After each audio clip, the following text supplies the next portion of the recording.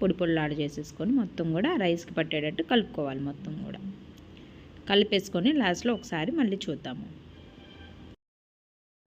కొంచెం ఇంకొంచెం జీరా పౌడర్ పట్టిద్దండి, వేస్తున్నాను నేను.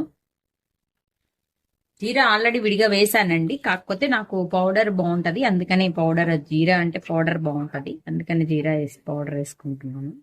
మీ ఇష్టం అండి, ఇది ఆప్షనల్. మీరు కావాలంటే డైరెక్ట్ జీరా వేసేసుకోవచ్చు. నేను కొంచెం జీరా వేసి పౌడర్ వేసుకున్నాను.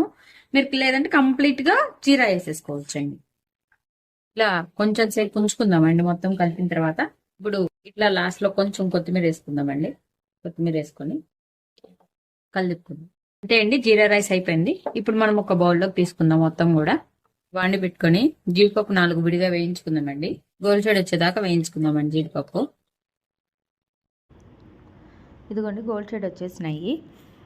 ఇప్పుడు లాస్ట్లో మనం కరివేపాకు వేసుకుందాము. కరివేపాకు వేసుకొని వేయించేసుకొని ఇప్పుడు ఈ 2 వేయించుకున్న తర్వాత